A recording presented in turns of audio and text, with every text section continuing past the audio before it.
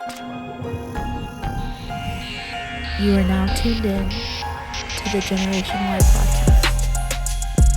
What's going on, everybody? Thank you so much for tuning in to this episode of the GNWY podcast.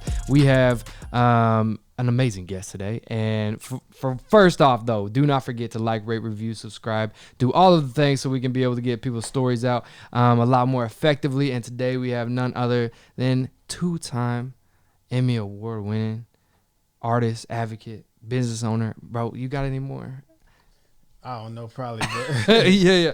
If you can make some noise one time for the Mr. JaBee, everybody. Yes. Excellent. Bro, appreciate you coming through, man. No doubt, bro. Bro, No doubt. people, I've been having guests tell me to get you on. Mm-hmm. And now you're here, bro. I appreciate you coming here, through. man. Bro, for Like that people. jacket, that's hard. Oh, thank you, bro. So for everybody that don't know JaBee, bro, if you can, for people who don't know, which is wild to say, if you don't know JaBee, give us a brief rundown on who JaBee is, man. Just I don't know, dude who grew up in Oklahoma City, overcame a lot,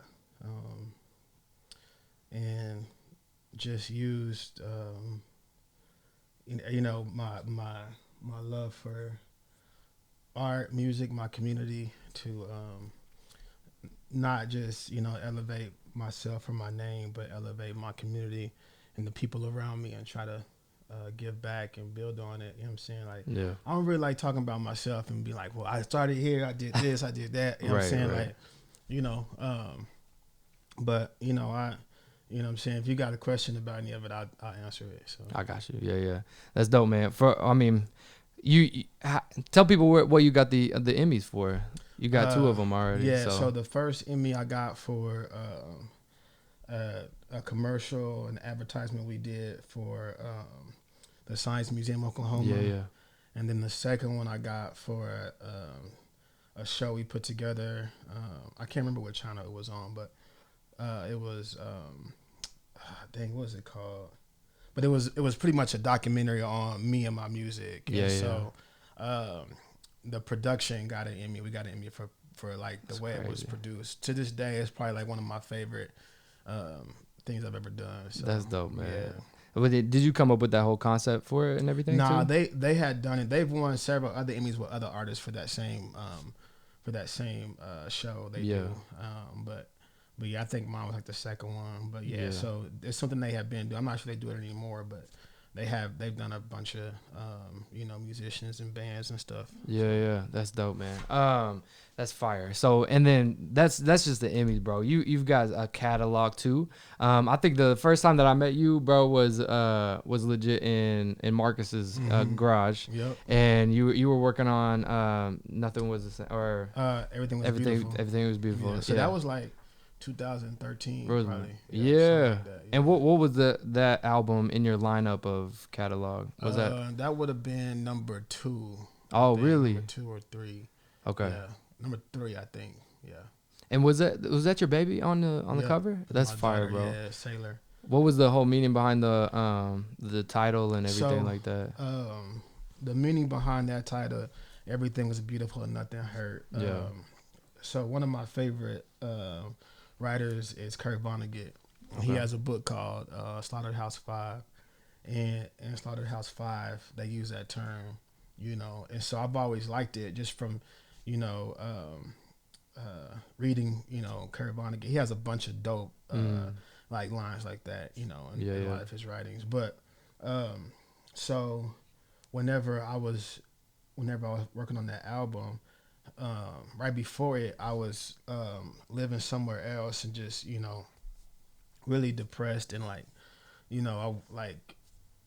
almost like even suicidal, like wanting to die. Like I was just in a rough, like in a dark place. And then I found out my daughter was coming and I was having a baby, and it just gave me new life and gave me energy, and I was thinking, like, what if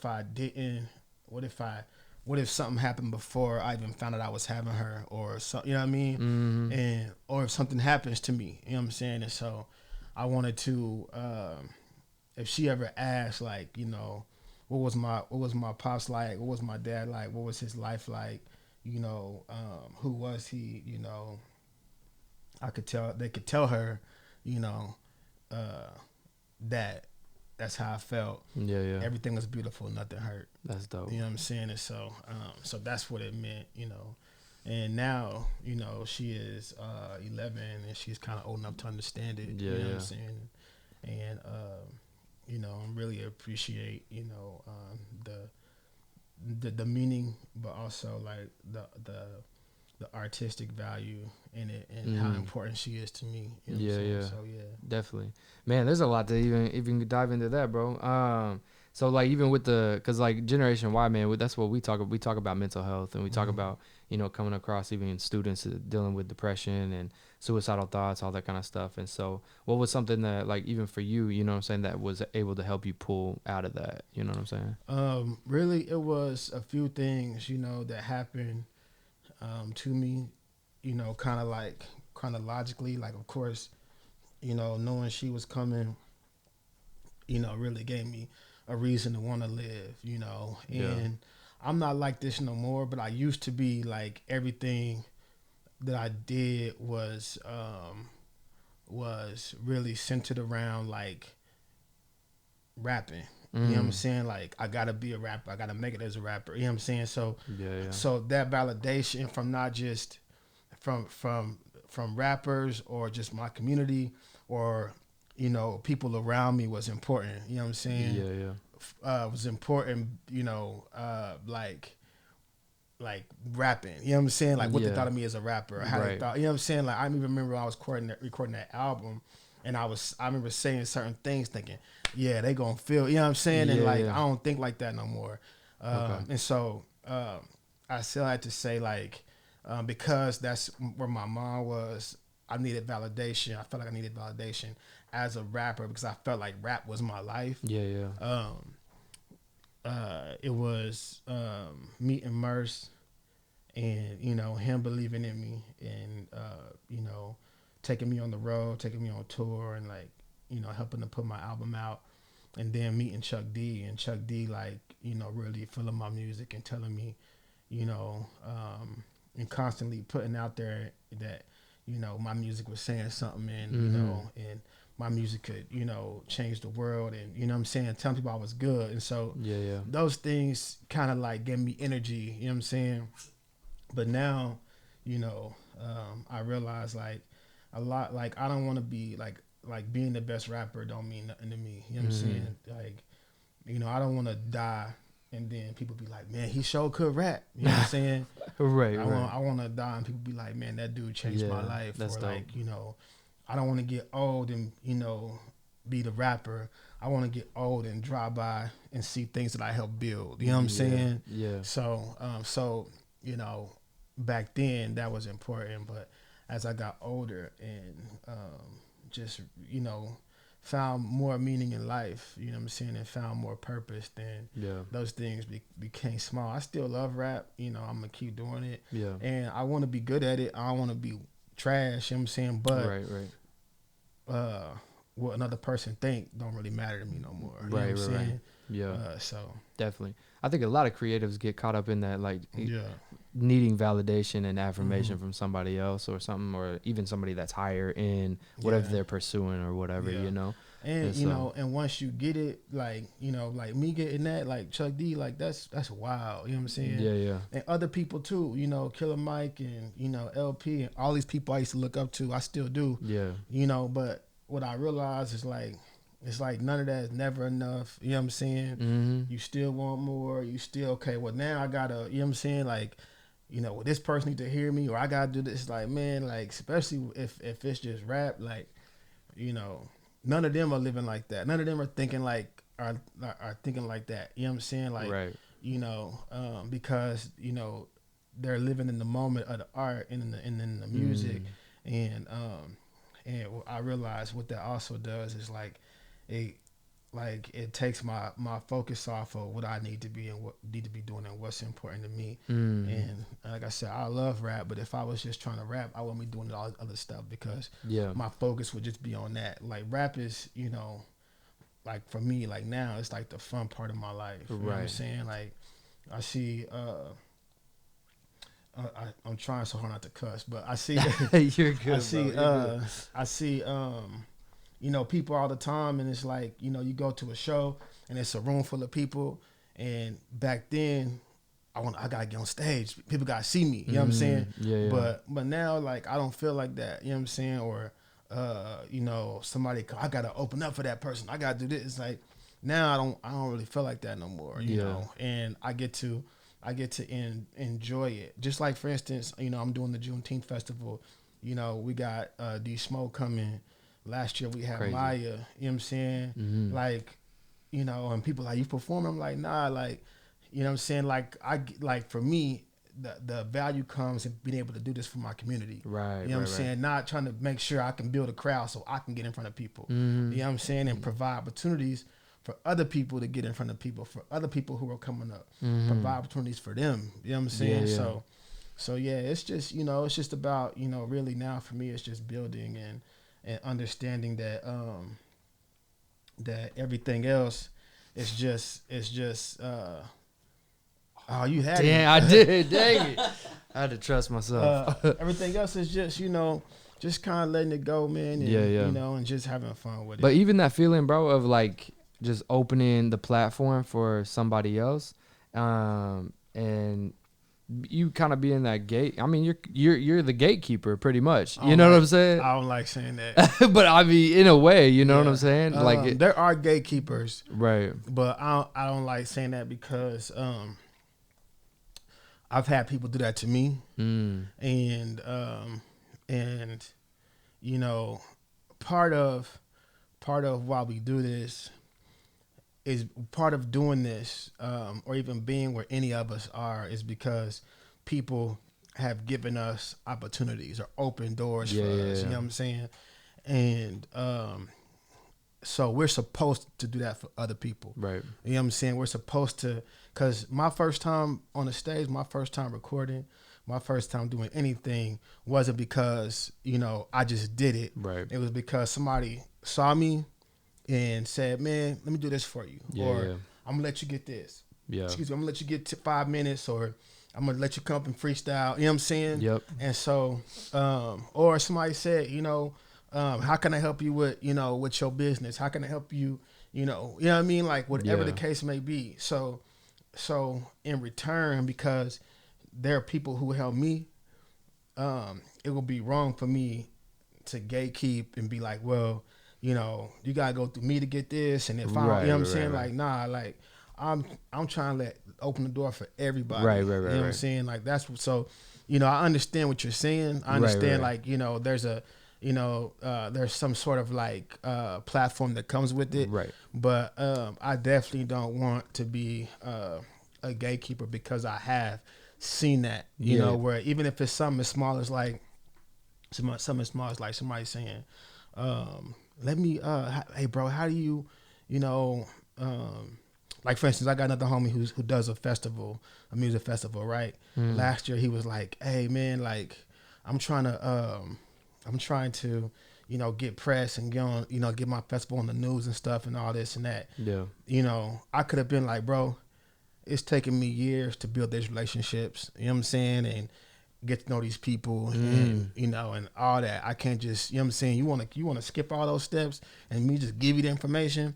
I could have been like that and been a gatekeeper, but I was like, nope, here's the list. Once you got it, you know what I'm saying? It's up to you. You know what I'm saying? How you use it, how you work it is on you. You know what I'm saying? Definitely. And so like that's kind of how I operate, only because, you know, people have done it for me. You know what I'm saying? And I know it's not always, I can't say yes every single time. There's sometimes I'm like, man, I just say it's out of my hands. I can't do nothing. But, you know, being able to comfortably say that, say I can't do it, but then whenever I can, not being worried about like if me doing that is going, you know, cause me to lose something. You know what I'm saying? If I'm trying to gatekeep, it's for two reasons. It's because I want to be the only nigga there. You know what I'm saying? Only nigga in the room. Or I feel like if this person gets it, they gon' like outgrow me or outshine me or do better than me or get past me. You know what I'm saying? And that's like that's not how we're supposed to be. You know what I'm saying? I always say, like, you know, you could tell what kind of person a person is depending on, you know, the people they hate on. You know what I'm saying? And that's real. And so, like, I don't ever want to be somebody who's like hating on somebody and trying to keep them from doing something because I feel like if they do it, then that makes me look smaller. You know what I'm saying? Right. I don't care about that. I'm fine. I'm comfortable in who I am, and I'm gonna keep going regardless of, you know, who does what, who does this. Yeah. You know, and we have a mentality here in Oklahoma. I feel like a lot of times people want to be the first. You know what I'm saying? I want to be the first person to this. To like first, break out. Yeah, you know what I'm saying? And it's like, and because of that, because we want to be the first, we always trying to gatekeep and keep somebody else from getting there because we feel like if they do it, then that'll just make what I'm doing look small. You know what I'm saying? And definitely. I can't, you know what I mean? Like, nah. I mean, that is it, like you were saying, it's just a direct reflection of like who you are, or you would be if you were that type of person. Yeah. You know what I'm saying? Yeah. Like, I don't know. I've never understood But what I've had hating people look be like. that people be that way to me. You know what I'm saying? Oh, gotcha. You know what I mean? You. So that's why I know like what it feels like. Yeah. And what it's like, you know. And I'm talking about people who, I'm so small. These people is millionaires, and I'm thinking, why you a millionaire? Why you worried about what I'm doing over here? You own, you know what I'm saying? But they want to be the only person in the room or the only black person in the room, or they feel like because if I do it, then that makes what they doing look smaller. You know what I'm saying? And so, man, like, you know, what's that saying is like, something raises all tides. How's it go? What's that? You know what I'm talking about? Raises all tides. It's like something about working together and it raises all. I can't remember that specifically, but look it up real quick. But yeah. But it's so true. It's like, you know, working together, you know, that, you know what I'm saying? We work together like that, you know what I mean? Like that brings us all together, especially as black people. You know, there's a saying about dreads, you know, and when I used to have dreads, I used to say this a lot, but it's so true. You know, one dread is stronger than one strand. You know what I'm saying? Like one dreadlock is stronger than one strand of hair. Meaning, like, especially as black people together, you know what I'm saying, we are way stronger than we are apart. But, you know, so I don't ever want to be somebody that's trying to, like, you know, keep somebody else from making something. Even if they hurt me, even if they do me wrong, even if we don't get along no more, you know what I'm saying? I don't ever want to be somebody who try to block anything. I'm not going to be, and people do that to me all the time, where they like, you know, well, you know, I can only do it if JaBee ain't going to do it. You know what I'm saying? Or something like that. Or like, you know, or talk, you know what I'm saying? Somebody go, man, I think about getting JaBee to be a part of this. And they like, nah, I don't get him because A, B, and C. You know what I'm saying? I don't ever, because I've had it done to me so many times. I don't ever want to be that kind of person. Right. You know what I mean? Yeah, definitely, man. There's even that quote, like, just to hit on like what you were just talking about, that, I mean, you can go alone, you can go fast alone, or you can go further together. Yeah, no doubt. Right? I mean, no doubt. It definitely makes it makes the journey from even more enjoyable. We had we just had her on the podcast, bro. Oh my goodness. What she do? I'm gonna be mad. She traveled with you. She was a producer. Oh my gosh. Heller. Stephanie? Yes. White girl? Yeah. And Stephanie. Producer. She said she was talking about a trip that y'all took together and to LA? Yeah. And there was some crazy, I guess somebody fell asleep. What happened? Man, I don't even remember. I done been so many trips. People, what she said? She was just talking about like it was I think either she was driving or something like that. I remember it was me, her, Trip G. I can't remember who else, but what happened? Somebody fell asleep while they was driving or something? I guess. I can't remember, but yeah, something like that. And she was just saying how wild of a trip it was, and I was like, man. But like that's the thing, is like you make so many memories like when you're with people. Yeah. Then like matter of fact, we took a trip with her one time, and we almost died. Like we hit a deer. Did she tell you about that? Maybe that's what it was. But what happened? I don't think she fell asleep. I can't remember if she was driving or not, but it wasn't a trip to LA. We was driving to Minneapolis for this time. Okay. And hit a deer.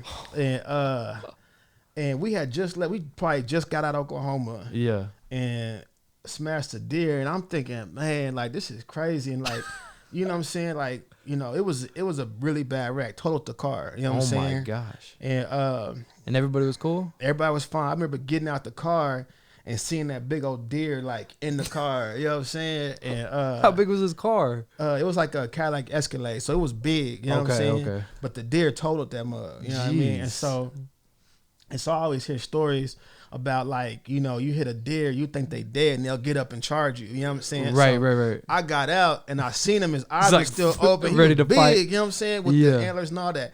So I hopped back in the car, and then I remember we called the highway patrol or somebody. Yeah. And man, this dude was like John Deere or something. I don't know, but he was like, "Where's the deer at?" This mug is aggravating me. He's like, "Where's the deer?" I said, "It's in the car. Go look." It's in the car. I said, "It's in the car." That's hilarious. And he said, "Okay, hold on." He went and put on some gloves. I remember just feeling the car just shake like that. And then he pulled that mug out, threw it to the side, and said, "Y'all good?" I was like, What? "Dang, son." I was like, "Yeah, that's some white boy That's a stuff, boss right? Man, move, bro. I'm telling you, he was John Deere like a mug. Yeah, just like it was nothing. Not nothing, man. It was That's hilarious, bro. But yeah. So I don't know which trip she was talking about, but Yeah. yeah. That's hilarious. But yeah, man. I mean, even GNWY, man. Yeah, we travel a lot, you know, as a team and stuff. And so, and I couldn't imagine even impacting or growing in your craft by yourself. I mean, I know like you know you practice and you know create new tactics or whatever whenever you're either writing or producing or whatever you're doing, you know what I'm saying, whatever you're passionate about. But like whenever you're doing it together, like it was dope watching you and Cadence, you know what I'm saying, just like working together and stuff like that. Like that's a small example, but like there's so many examples like that, with people like coming together, and it's like it's way more beautiful. Yeah, and that's it's way more beautiful and it's way more fun. Like the most, like for instance, like with Juneteenth on the East, there's like 20 of us in our committee that put this on, and we come together, we sit around the table and we talk and we plan, but we're having fun. You know what I'm saying? And it's like a family. Like we get to be together, and then like the day of, everybody's doing their thing, and like and like taking care of each other and making sure everybody's good. It's like for real, like it's like one body. You know what I mean? And then we compliment each other. You know what I'm saying? And so it's not one person. Well, I'm the leader and I'm this and you know what I mean? Like like we all equally carry our own weight. You know what I'm saying? And everybody's good at something. So yeah, like, but that's like. Do you want to advertise that event for the people? When does this come out? Whenever you want, bro. Yeah. So Juneteenth on the East is the event is, we have a 3 to 4 day event. So Thursday, Friday, Saturday, Sunday.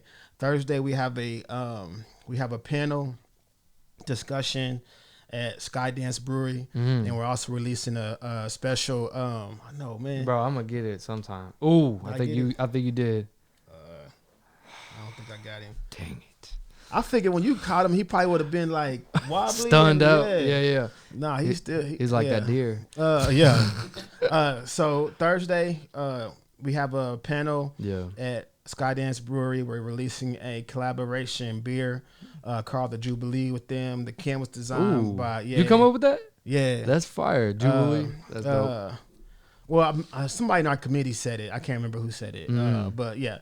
And so the can was designed by Marcus Eakers, a dope black artist here in Oklahoma City. And so we'll have a black excellence, entertainment panel where we talk about fashion, music, arts, like the entertainment industry. And then Friday we're partnering with Red Coyote Running, and we're doing a 5K. We got about 1,000 people registered to run that night. The run starts at 7. That's fire.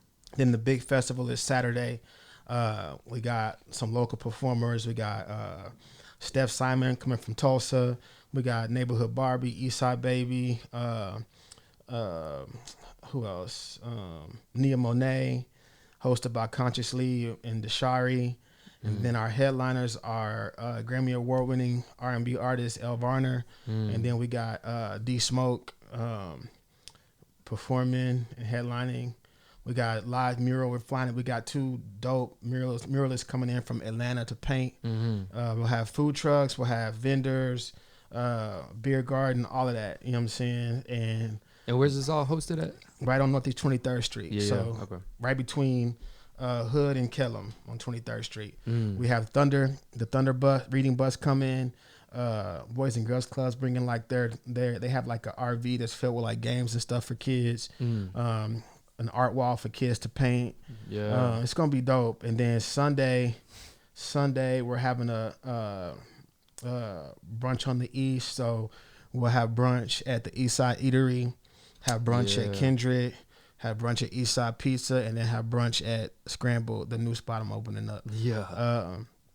And then we're also doing a collaboration with Propaganda, and he's gonna be here. He's gonna be doing some collabs with his cold brew. He's gonna perform Sunday night at Kindred Spirits at Sunset Sundays. Dang, man. That's so wild. Oh, and Florence's too is doing brunch. So dang. So all weekend we're gonna celebrate Juneteenth. That's beautiful, bro. Yeah. Wow. Okay, so you just named off a lot of things that we can even talk about too. So you became an entrepreneur, bro. Yeah. So what is getting into being a business owner? How for one, how'd you get into being a business owner, and where'd you come up with the idea of like, you know, this is what I want to start to do? Yeah. And like, what has that transition been like? So it started with the Tower Theater. I had the opportunity to be a partner in ownership at Tower Theater. That's dope. And that was kind of like my introduction to like, you know, owning a business. And so. And what was that like? Like somebody just hit you up and been like, "Hey, you want to be a partner?" Or like. Kinda. So you know, I did the grand opening. A lot of stuff happened, and then from there, I was supposed to get paid a certain amount of money, and instead, because I didn't, then I got offered, you know, a percentage of the ownership. And I was like, do I want the money or the ownership? And I was like, give me the ownership. Heck yeah, definitely, yeah. So, and it was a significant, you know, piece too. Yeah. And the long-term equities was worth way more. And definitely. So that was like, you know, kind of like my introduction to all of this. Yeah. And that was what date? That was 2016. Okay. Gotcha. Yeah, that was 2016.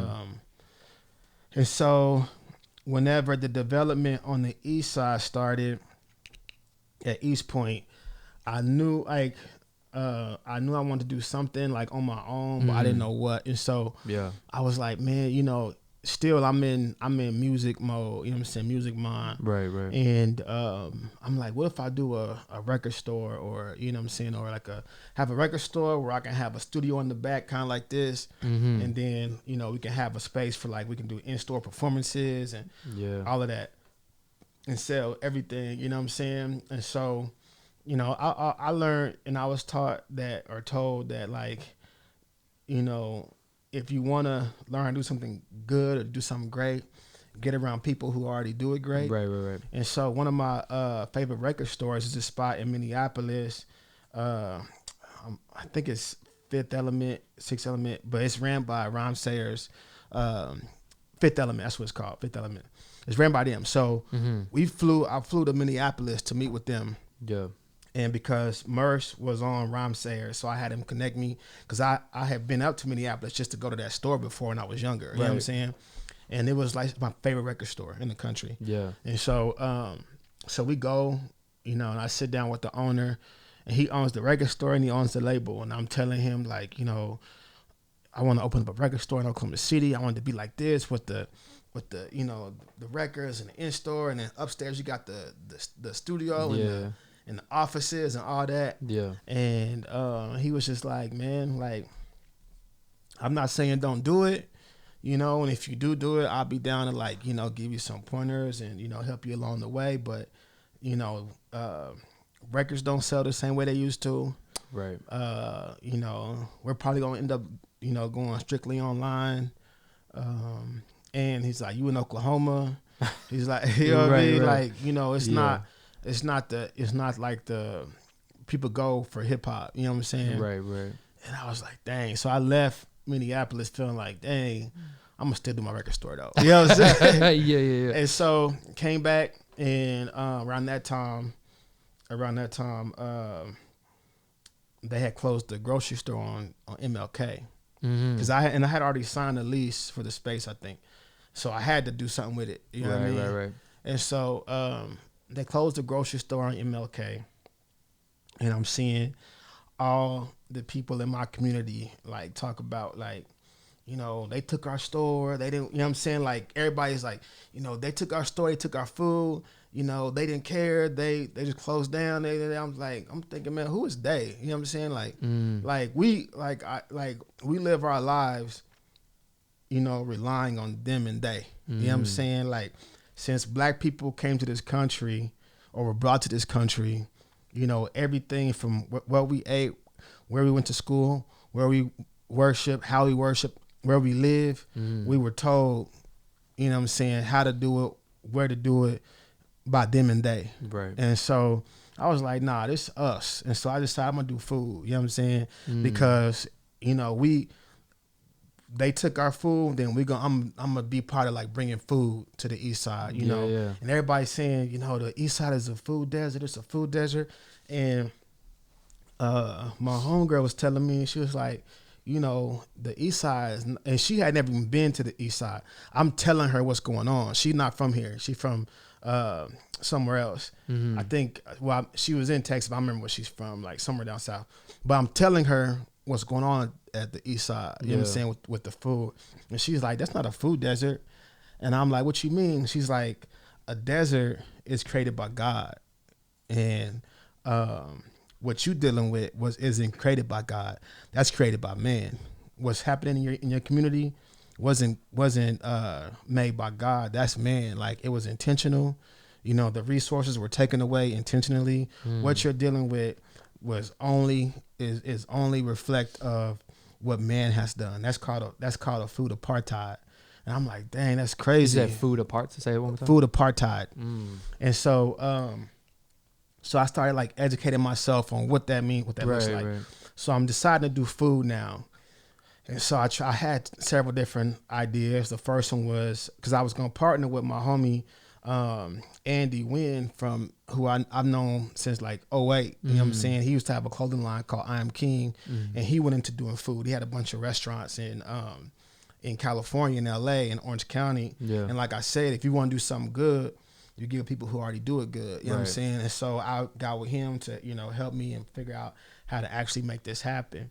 And so my plan was to initially like take one of his concepts that he had already and flip it and bring it here. Right. And just do it like my style. You know what I'm saying? And so anyways, COVID hit, you know, he had to change course and all his stuff in LA. I was gonna do poke, like the sushi. Yeah. And I was gonna do burgers, which his burger spot was amazing. But he had to change things up in LA. And so whenever that happened, whenever COVID hit, I was just like, man, like now I got to figure something else out. You know what I'm saying? Because he had to kind of pull back, you know. And so I was like, dang, and I already got this, but I can't like not do it. Yeah. And so I was like, man, what can I do? The only food experience I ever had in my whole life was when I was 16. From the time I was 16 to when I was 21, I worked at Pizza Hut. Okay. And so that's the only food experience I ever had. Yeah. And so I said, well, I know how to do pizza. I did pizza before. You know what I mean? And I got with some guys who know how to operate and who have done pizza before. Yeah. And brought them on as operators to help me get it going and all of that. And so that's how I came up with Eastside Pizza House. That's crazy. Yeah. So who came up with the concept of like even the black crust and all that kind of stuff? Because it's dope. Yeah. So really, whenever I first started talking about the burger concept my homie had, he used to have this. Got him. Hey, let's go. He used to have. You gotta keep that. Right. Oh, yeah, that was the end of an era right there. Dang, RP. So he had these burgers that were like rainbow buns. I've seen you post about yeah, them. and so yeah. And so the response was so big, you know what I'm saying? And people was like, and I had them when I was in LA, but it was one of those things where like you would go and you would get that just so you can take a picture of it and try it. But then you would get the burger you really want to eat that one. You know what I'm saying? So you might get the rainbow bun to split with people, and then you want to get, you know what I'm saying? Right. So it's like a staple piece. Yeah, it's like a staple, yeah. you know what I mean, type thing. So I knew I wanted to have something that, would have that effect. Like people want to try it, you want to post it on social media. This is crazy. I can't believe they're doing this. That thing. Yeah. And so I started just searching, and researching different ways to make pizza and make it cool, and so I came across the black crust, and I was like, man, like it was perfect because it's black. You know what I'm saying? Yeah, I said I can finesse this. You know what I'm saying? Like right. And so I never forget it when I came with the idea. I told my friend Francie at the time what my plan was, and she went and got the ingredients for my birthday. Yeah. And her mom made the black crust pizza at the house on my birthday. Yeah. And it worked, and it was like, oh, we can do it. We figured out we can do it at the house. We know how to do it. Right. You know what I'm saying? Was it bomb the first experience? Yeah. It was fire. That's dope. Fire, yeah. And so so that's where it came from. And like after that I was like, I started to like think of like how I could make people understand like why I'm doing this, not just doing regular pizza. Which we do have regular crust. You can buy and we also have cauliflower crust. But I want people to understand, like, because it's cool to take pictures of, but I want something to stand out. You know what I'm saying? And and really have meaning. Yeah. That's why everything inside looks the way it does, because I wanted to have a certain meaning. And so when I started thinking about the crust, I'm like, this ain't black crust. This crust has melanin. You know what I'm saying? And then you have people come in, you be like, why is it black? And black. And they talking all this wild shit about because it's black. And then I'm like, think about what you're saying. Right. You know what I'm saying? Like, cause that's the same. It's a parallel. That's the same reaction and response that black people get all the time. You know what I'm saying? Until you get around us and you kick it with us, you like, oh man, you cool. Right. And you taste the pizza. Oh man, this pizza's good. You know what I'm saying? It's the same thing. And I feel like, for black people, our culture and how we are, has become, like the pop culture, and it's the sauce, it's the flavor. You know what I'm saying? Right.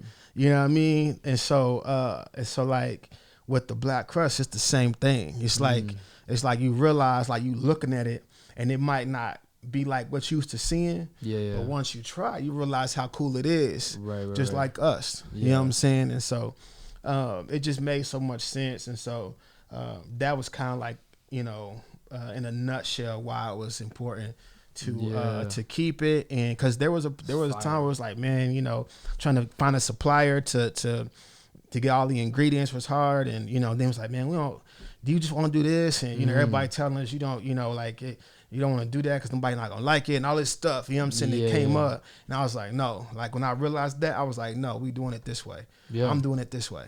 Yeah. So, it's a whole different meaning to it. Yeah. I mean, that's beautiful, man. For the people that that are maybe follow you or anything, and maybe worried about this boombox too.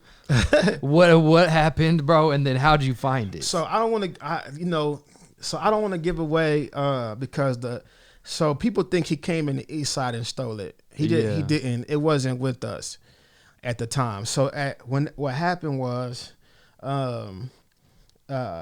there was the cord had got ripped out, and so it wasn't being used. It was just a prop for a while until I got the cord fixed. Yeah. And so I had took the cord to get fixed from the company who made it for me. Mm. And so while they were fixing it, I just had it sitting up there.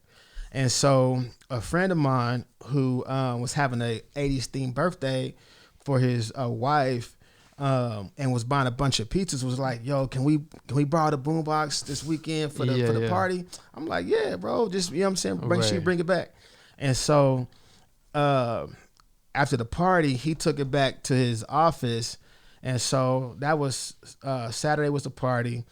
Monday it snowed, and then Tuesday I hit him up and I was like, hey, can you bring it back? And he was like, you don't got it? And I was like, no. He's like, nobody brought it back. He's like, oh, I thought somebody brought it back. He goes to check and it was gone. So somebody stole it from their business and not ours. And so he's the one who had the video. So in the picture, and actually before we released it, we had tried to find the dude for a week because I didn't want to expose my homie. Right. You know what I'm saying? Yeah. And then I didn't want to put somebody on blast. Like, right. You know what I'm saying? Yeah. You know what I'm saying? Because that thing did go crazy. Yeah, like, you know what I'm saying? Yeah. But whenever I couldn't find him, then I was just like, nah. You know what I'm saying? Like, and so what happened was I put it on Facebook and Instagram. It was. I knew it was going. And I told my homie, I said, listen, once I put this up, it's gonna be a wrap. We're gonna find him like that. He was like, are you sure?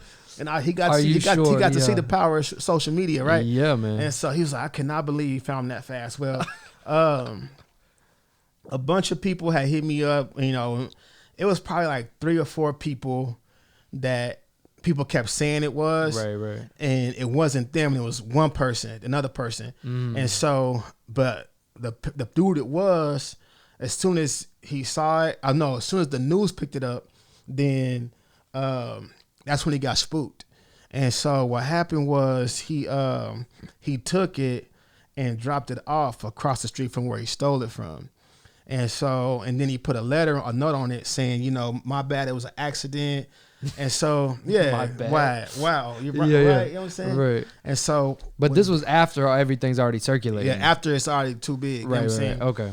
And so, because that's what bugged him out is that it was blowing up so big. You know what I mean? And so, and we had the reward. And people thought I was giving the reward. I wasn't. I didn't have money to give the reward. Right. The dude who it got stole from felt bad about it and offered a reward. You know what I'm saying? Yeah. And so what happened was he started calling the restaurant. You know what I'm saying? I dropped it off. And so they gave him my number at the restaurant. And so I talked to him. He was like, I don't want to go back to the pen. I'm sorry, this and that. And, you know, my homeboy left his radio and told me to go pick it up. That was the only one I saw and this and that. But where it was at, like there was nobody had access to that room. You know what I'm saying? So even because the place was under construction around it. You know what I'm saying? So he was working construction there, you know what I'm saying, on that site. But the place where the boombox was, there wasn't any construction going on. You know what I'm saying? So he had to see it through the window and then go in there and get it. Right. And so I'm just like, listen, man. He's like, you know, don't call. I'm like, bro, you lucky because I'm the one person who ain't about to call the police. Right, you know what I'm saying? Yeah. And I said, he was like, can you know, the news is reporting it, this and that. I said, I can't do nothing about the news, bro. That's, you know what I'm saying? Like, that's what you get. And he was like, well, what did he say? I said, what you should do though, should do is, because by this time I already got it back. And he wanted me to try to put a stop to all this, you know what I'm saying? People, you know, pointing to him that he stole it, you know what I mean? Yeah. And I'm like, bro, I can't do nothing for you. You know what I'm saying? I said, but what you can do as a man, you can come see me though. Like come to Eastside Peace House and see me. You know what I mean? And like, you know, have a conversation with me face to face. Yeah. And he was like, yes, sir, whatever you need, sir. Yes, sir. Yes, sir. And he was like, yes, sir, me, and you know, thank you. And then come to find out, like, you know, like the dude is like a big like MAGA, like, you know what I'm saying, person, and you know, and so he wasn't expecting when he showed up it to be you, or he never came. He never showed up. Oh, gotcha. But the more I learned about him, just the people who were sending me stuff, they was like, this dude is this dude is that. You know what I'm saying? People was trying to like get me.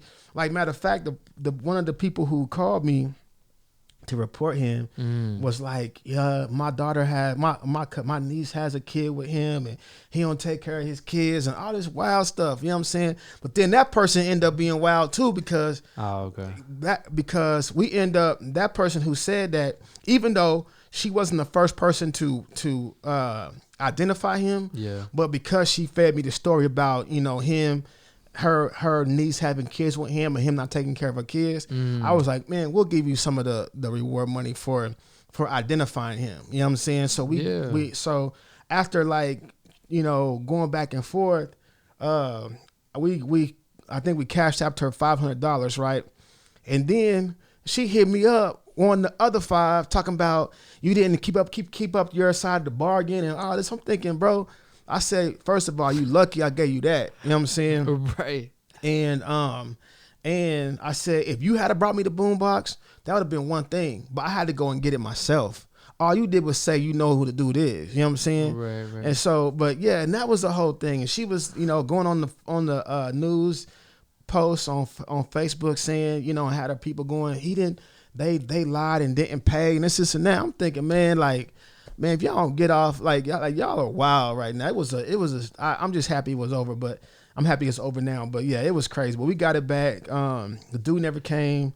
You got into some marital drama. Yeah, I was like, man, I said, and then I started, and I'm just like, listen, I could just put all this out there and talk about how all y'all are, because y'all probably working together anyways. You know what I'm saying? But or y'all can leave me alone. You know what I'm saying? And stop calling me and stop texting me about $500 when you already got $500. I'm not about to, and it wasn't even my money. You know what I'm saying? Right. You know what I'm saying? But I'm not about to go hit the homie up and be like, okay, they want 500 more. Right. You know what I'm saying? Like, bro, be happy with that. You didn't do nothing. You still sat at home and got on Facebook and you got $500. Be happy. You know what I'm saying? Right. That's real.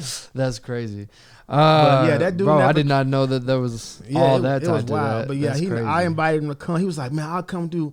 What he say? He said, I'm gonna come. Man, whatever you need, I'll come work at your restaurant. I'll come do, construction.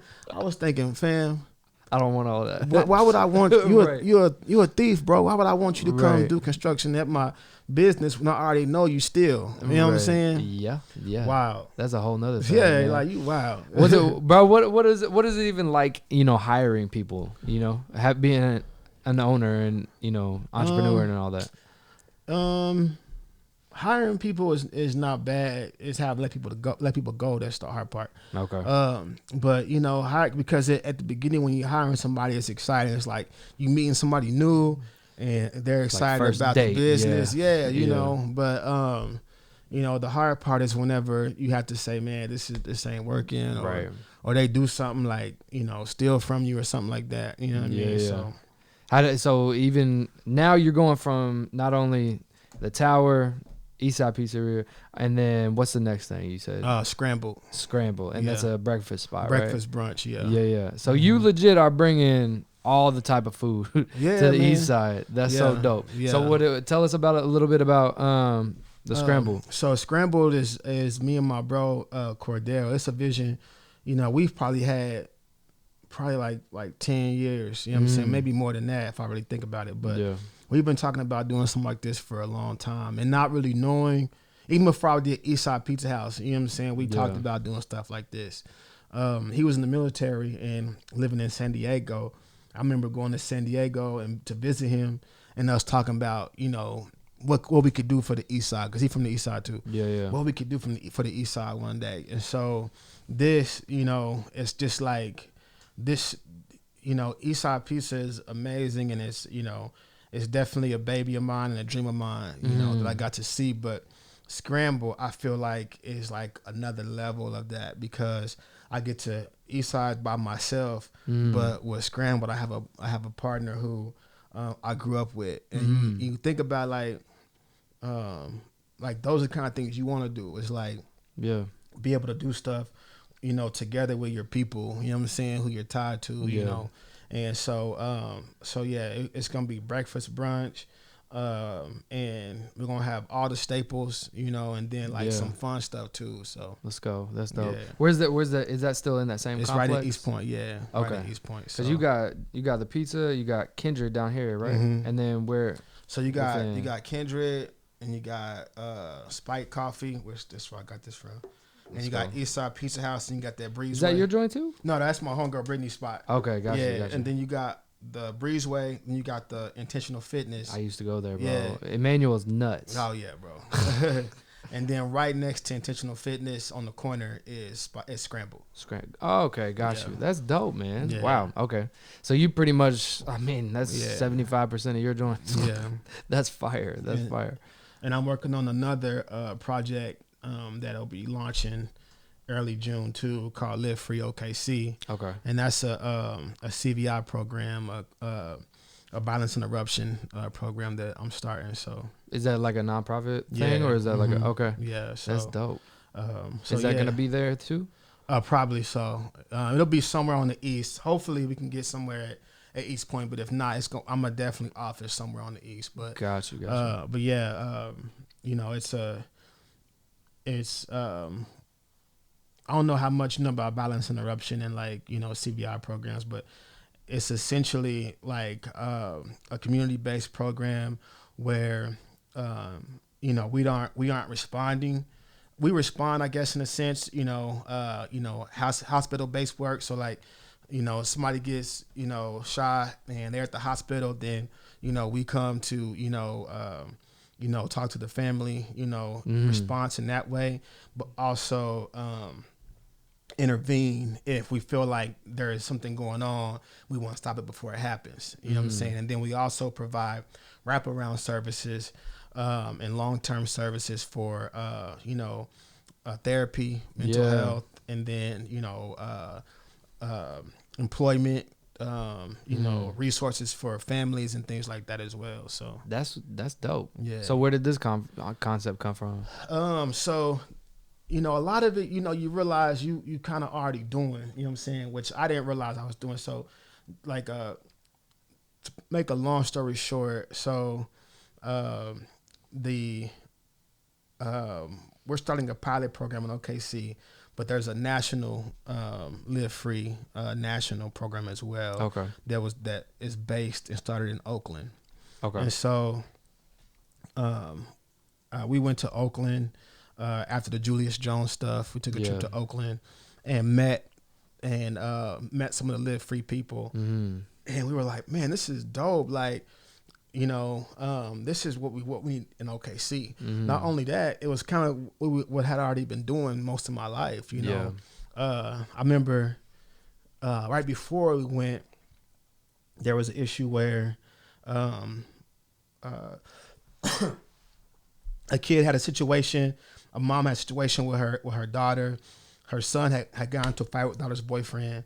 The boyfriend, you know, had kind of like wouldn't let the daughter and the baby go and whatnot, and had called, you know, me and my homie to come, you know, help. And, you know, my daughter, we can't find her. So we go to the house. And long story short, you know, I got on the phone with him, and before it escalated, you know, we got her on the phone with her mom, got the baby out, all that, you know what I'm saying? Dang. And so those are things that, you know, just as people, we already do. But if we could, you know, create, duplicate those people and then create, you know, the resource for people to reach out for people like that, then, you know what I'm saying? So that's kind of where it started, you know, but yeah, so we finally are about to launch in June, and really, that's quick, man. Yeah. That's well, dope. we've been working on it for a while. So right. I've been to Oakland, Chicago, New York, Baltimore, Atlanta, Dallas to visit other programs like this. Yeah. And I've taken, you know, people from here to these places to visit these programs so we can learn and get trained. That way we come back. So over the course of like a year and a half, 2 years, we've been working on it. So, okay. Yeah. Got you. That's dope, man. And I mean, I don't think I've seen you talk about it yet. I mean, so it's going to be just, wow, that's fire. So we're about to, you know, I didn't want to talk about it unless it was really happening. Right, of course. And so it's really happening now. That's dope, man. Yeah. Congrats. That's Thank fire. you. That's fire. And you said what is that called? The service and everything.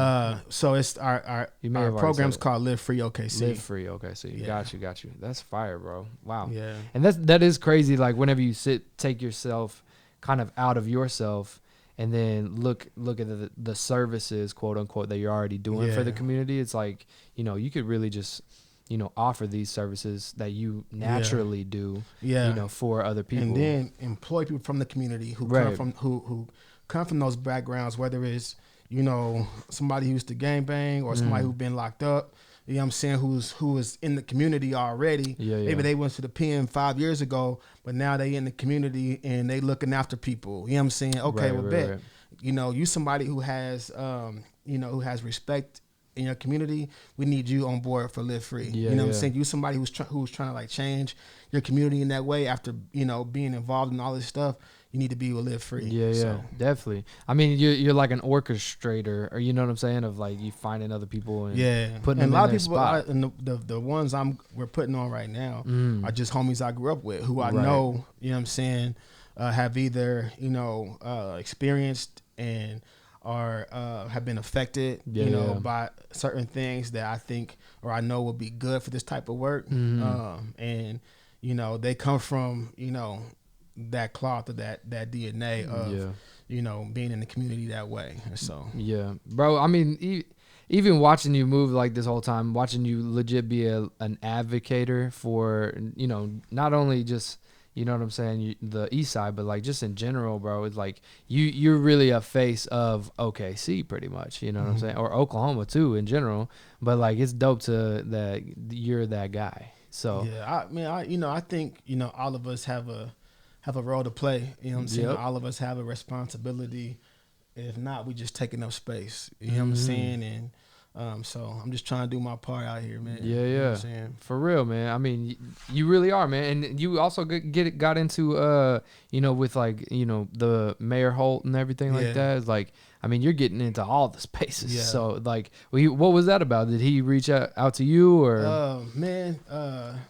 I met Mayor Holt right before, right when he was running the first time, because somebody said we need to meet. You know what I'm saying? And so we just started, you know, really just building. And I just told him from the first day I met him, I said, you know, one of my main priorities is the East Side, and so I'm gonna be calling you, maybe hitting you up. And he was like, you know, hit me up anytime. And so yeah, it's been good, you know, and you know, I don't expect I expect him to be the mayor. You know what I'm saying? Right. And you know, the things that I've hit him up for, he's been able to, you know what I'm saying, like help me or put me in contact with certain people. Right. And so yeah, it's, you know, he definitely is somebody that I feel like, you know, supports me in what I do. Yeah, that's dope, man. Even your, I went crazy when I saw your orchestra for the halftime show. Oh yeah, That was wild. Yeah. What orchestra or that's the your orchestra was that? OKC Philharmonic. Oh, okay, got you. That was fire, bro. Yeah. So whenever Alex, who's the Alexander, who's the conductor for the OKC Philharmonic, he just moved here. I want to say 2015 or 16, maybe 17, or maybe 18. 2018 he came. Yeah. And so right after that, you know the book Boomtown. I've heard of it. Yeah, So the book Boomtown had come out, and so they had like a reading, and he had read the book and wanted to, you know, learn more about it. And so Sam Anderson, who wrote Boomtown, was in town to talk about it.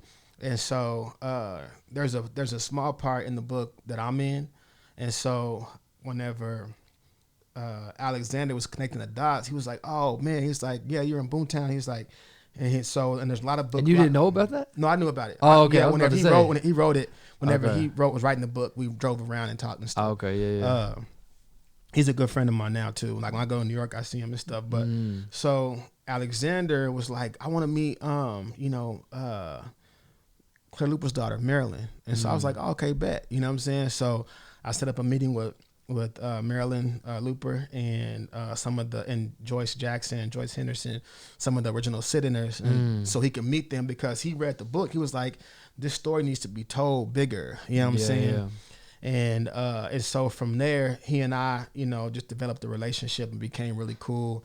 And he was like, "We need to do something together." And so, you know, we just started working like that, and it's been, like I said, since 2018. Yeah. And we got like 3 songs. I got like 3 songs with the Philharmonic. Yeah. And I'm gonna be doing some more stuff too. That's so, dope, man. Yeah, it was dope. Just like, I mean, Yeah. the sound, the feel, the everything. And Y'all that was came the out. thing, like, cause I had played halftime before, and I did the intro before for the Thunder. Right. But you know, once you out there, you realize like that court is huge. You know what I'm saying? Right. And so I was like, man, I gotta be able to fill up the whole space. And so I knew I wanted to have the Philharmonic, and then I hit up the Diamond Divas, who's a dance group, and I sent them the songs probably like the same week of the show, and they learned the dance. They put together a dance and all that. So it ended up being really, really cool, man. And probably one of my best times I ever had performing. So I'm being able to perform with all them. It seemed like more like intentional. Like it was your lane. You know? That was dope, man. Even the latest, I know this is random, but is the acapella that you just dropped not too long. Chinatown like Sounds. Yup, yeah. That was fire. Thanks, bro. Thank you. Yeah, definitely. Where did that come from? So some homies of mine who I've known for a long time, a rapper named Bub Styles. He from Brooklyn. He started a cipher, not a cipher, but like a what would you call it? A series, a rap series called Chinatown Sounds, and they go to all the Chinatowns in the country. So they do Chinatown in Cali, Chinatown in New York, obviously. And they record you doing an acapella verse. And I actually recorded mine a year ago, and I always follow and like all this. I just haven't posted it on my feed. You know. And so he was like, and so I had just messaged him, and I was like, man, y'all got the best Instagram on Instagram, because it's just bars and verses. You know, they had Cassidy on there. They got some legends on there, you know what I'm saying, dropping verses, you know. He was like, that's funny because you the only rapper in history that ain't posted it yet.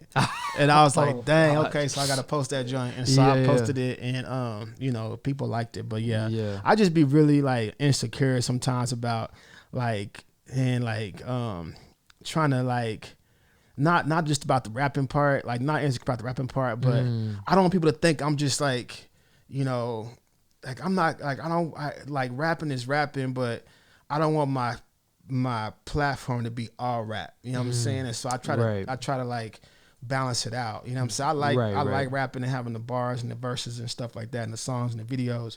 But I want people to see everything I do, because I feel like everything I do has purpose, and everything I do is for a different reason. So when it's time for rap, I want you to see the rap. You know what I'm saying? When it's time for, you know, something else, I want you to see that. You know? So I think you do a good job of mixing, like having a good balance of it all too. Because like, I mean, you know, one, you'll post with the mayor, you know what I'm saying? One, you're on the basketball court. And then another one, you're opening up a business. You know what I'm saying? Like, I think you do a great job, bro. And then you also have multiple pages too. So it's like, if people want to, you know, go down the rabbit hole of JaBee, you know what I'm saying? They'll follow all this stuff. Yeah, no doubt. Yeah, no bro. doubt. Yeah, you do a great job of that, bro, for real. So, man, I feel like there's a lot of things, man, that you offer to the community, man. There was a question I was thinking about earlier I was gonna ask, but I can't think of. Oh, okay. Well, that's what I was gonna ask was what do you feel like, even just since we are talking about music, like what do you feel like the sound or like wave of is for Oklahoma? And why not? Obviously, no, you're good. Obviously, Oklahoma is like, you know, Oklahoma, but like, why do you think nobody has, you know, just yet popped off in Oklahoma? I think the sound of Oklahoma is just Oklahoma, you know. I feel like everybody that you know I've been listening to, everybody that I ever hear or ever see, I feel like, you know, for the most part we're at a time where people know how to make music. You know what I'm saying? Like there was a day where you'd be like, man, that sound like it came from Oklahoma, or that sound like, you know what I'm saying? You know, Atlanta, you made that, and it sound like somebody from somewhere else, or it sound like oh, they made that in the bathroom with a basement. You know what I'm saying? You know what I mean? Right. But now, I think a lot of people have a good grasp on how to make music and make it sound good. You know, I think people, there are a lot of rappers in Oklahoma, musicians in Oklahoma that are doing stuff, and doing things well. You know what I'm saying? Like, you know, everybody is in their lane doing whatever they do. You know what I'm saying? We might not always see it, but people got good things going on. You know what I'm saying? But I think as far as like making it over that hump, I just think, man, it has nothing to do with people being from Oklahoma. I think at this point, I just think that there's so many rappers, people are getting hit, every single day with a new rapper, and it's it has nothing to do with people not being good, because there's a lot of good rappers here and Definitely a lot of good opportunity. But I just think like the idea of a rapper from Oklahoma ain't foreign to nobody no more. You know what I'm saying? Because everybody rap everywhere. Right. I remember when I did Sway in the Morning. I was rapping with this dude. We did the I can't remember what the little segment's called, but it was me and a dude from New York. You know what I'm saying? Yeah. And I thought homie from New York like gassed it, and mine was just okay. You know what I'm saying? But when I was talking to Sway and Heather B, they were like, "But yours is different because we hear New York rappers all the time. He sound like a New York rapper." You know what I'm saying? Yeah. But I think where rap is right now, it's like we hear rap all the time, and it don't matter. Like if you from Oklahoma City, if you from I don't know, some small town and that nobody ever heard of, that's regular too now. You know what I'm saying? Yeah. So it's just so many people doing it that it's just easy to get drowned out, and it's had nothing to do with people not being good, or it's just like it's just so much of it. Yeah. And it's just taking over. So there's like blowing up could mean several different things now. You know what I'm saying? So yeah.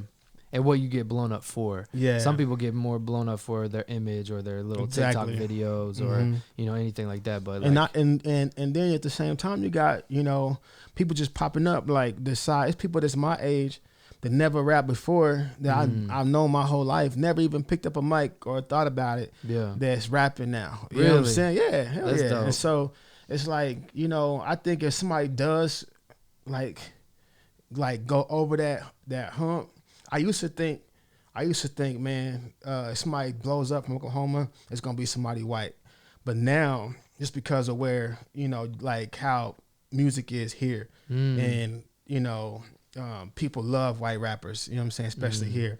But now, I think if somebody blows up, it's gonna probably be somebody we never heard of, we never even seen, like, or they never On been stage to or a show, anything. never seen Yeah, them yeah. on stage, Right. but they got a TikTok video, or they got, you know what I'm saying, like, I got you know what I millions of mean? views. Yeah. Got millions of views, Yeah. or you know what I'm saying? It's like, man, where'd he come from? Yeah, We've been yeah. rapping our whole life, and all of a sudden, this dude, Right, you know what I'm right. saying? He got a cool TikTok video, and Yeah, he's huge. So, definitely. so that's the kind of climate we're in, music wise, And I And feel so- like a lot of it too is timing. Yeah, There's yeah. something about like the algorithm, the what you do on a video, or Yep, all that, your you know what I'm image saying? and everything mixed together. It's all like, of that, and, yeah. and so I just think that all of that has more to do with why people from Oklahoma aren't bigger than like it just being because we from Oklahoma, Right, you know right, what I'm right. saying? Yeah, So, yeah, for sure. because on the internet it don't matter where you from. You know what I'm Definitely. saying? On the internet, like, and that's where, Universal. yeah, you know what I'm saying? You see somebody performing, you don't know where they from,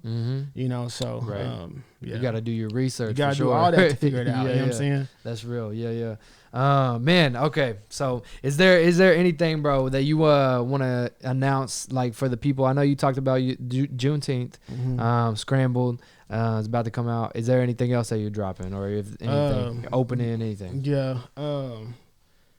What else? I have a project. Am I Good Enough? That's what that's for. Yeah, Okay, I did not know it's that. That's dope. It's a 4 EP project. Okay. Releasing on double vinyl, June 16th through Fat Beats. Okay. And the first EP is Am, produced by Derek Minor. The second EP is I, produced by my homie Blue. And then Good is produced by Conductor Williams. And then Enough is produced by Havoc from Mobb Deep. And so That's crazy. Enough will be out. The last EP will be out June 2nd. And then the box set vinyl will be out June 16th through Fat Beats.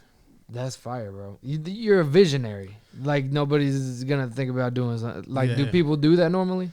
I don't know. I mean, I feel like there's nothing new under the sun. I feel like everything we do has already been done. Right. I had never seen it, but I knew I wanted to do 4 EPs, and then once I realized it, I got the idea for the title from watching Whitney Houston documentary. Okay. And she's one of my favorite people. And so at her funeral, Kevin Costner was talking, and he was talking about how when she auditioned for Boomerang, that's Eddie Murphy. When she auditioned for The Bodyguard, The Bodyguard, she walked in and he could tell like she had been like stressed and crying and long story short, she goes, you know, am I good enough?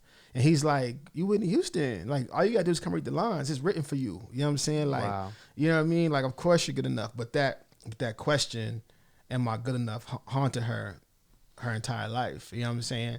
And so that's insane. And so wild. The idea for me was like, man, that's all of us. You know what I'm saying? Like we all have some sort of like, am I good enough? When we walk in rooms or we sit down for conversations or we put in an application or we, you know what I'm saying? Yeah. And so when I thought about that, I was like, man, like I knew I wanted to use "Am I Good Enough" because it really resonated with how I was feeling, and I was like, dang, that's 4 words, 4 EPs, and I was like, okay, 4 EPs, I got to get 4 different producers, you know what I'm saying? And so that's. But you chose a different type of vibe from each one. Yeah, I want different type of vibe, different type of style, and sound from each one too. Yeah. That's crazy. I think other than I hadn't worked with Derek Minor yet. That was our first time. I was about to say, I didn't know he produced. Oh, bro, he like him and Cadence and Adam L are probably the most talented people I ever met. Bro, Adam Ledbetter is nasty, like, dude. And Derek, he rap, he sing. Right. I didn't know he sings. Bro, he sings on my EP. Yeah, What? Yeah. That dude is wild. Yeah, he's so talented. Yeah. I'm probably gonna hit him up for my album. You know what I'm saying? Do some more stuff. We was gonna actually do a group project with me, Derek, Propaganda, and Merch, the 4 of us. Whoa. Yeah. That would be crazy. Yeah. But Merch, he retiring and stuff now. So Gotcha. But anyway, so but yeah, that's crazy. Me and Blue did some stuff together. But so I went with Blue because he stopped producing. He's not producing for anybody else, and so the beats on my EP are the last ones that he'll ever produce. He said, "What? You know what I'm saying?" And then Conductor, that's crazy. Yeah, Conductor I've known for years, but he's been blowing up with Griselda and Westside Gun and all them, and just. You know, it was just a no-brainer, you know, and then you got Havoc, yeah. That, you know what I'm saying, it's Havoc. Right, you know what I mean? Yeah. That's insane, dude. That's crazy. Okay, so when do we expect Am I Good Enough? June 16th, yeah. You're doing all that then in one time? Yeah. Just dropping it all? Man, just, you know, well, the here's a business, here's a tape. Yeah, the last EP will be out June 2nd. Okay. Enough, the one produced by Havoc. The other 3 are already out. But the full combined product and vinyl will be available June 16th. You can pre-order it right now, but June 16th is when it comes out. That's fire, bro. Okay, bro, you really have your hands in literally so many things, and so man, you know, you're an inspiration, man. So. Yeah, you know, an idle mind's a devil's workshop. You know what I mean? And so it's important that you know I always stay busy. It's important that you know that. You know, I'm always like productive and as much as I can be because you know I love chilling, and so I work hard so that one day I can chill. You know what I'm saying? I heard Joe Rogan say that he's the most productive lazy person he's ever met, and like thinking about somebody like that and somebody like you is like. From the outside, everybody's like, dang, look how hard they go, you know, how hard they're grinding or like all these things that they're doing is like, I mean, that's the same thing is like, you probably have to do that so you're not stuck in the I am good enough, right? No doubt. I mean, that makes a lot of sense, bro. So, I mean, people who got their hands in a lot of things, bro, is probably they're constantly fighting that. Yeah. And so Yeah. I appreciate you still grinding, bro. Yeah, no doubt, man. Yeah, definitely, man. I got a whole lot more to do too. So Definitely. That's dope, man. Yeah. Well, for one, thank you once again, bro. Yeah. For Can I say real. one more thing? Yeah, definitely. Free Julius Jones. Yeah, That's it. definitely. I appreciate you coming through, bro. Do you want to tell the people where they can follow you at and all the things? Yeah. All my social media is at my name is JaBee. JaBee, of course, is spelled JABEE. For Eastside Pizza, it's just Eastside Pizza. Scrambled is spelled scrambled with no ED. It's L''D. Okay. And so yeah, and then Juneteenth on the East is Juneteenth on the East everywhere. Yeah. And yeah, man, just put on for the community and give back. Yeah, that's dope, man. I appreciate it once again, JB, and don't forget to like, rate, subscribe, do all the things so we can be able to help JB get his stuff out more effectively as well too. So if we can help in any way we can, man. So thank you so much for having me, man. This is dope. Like definitely, anytime, man, anytime. We'll see you next time, bro.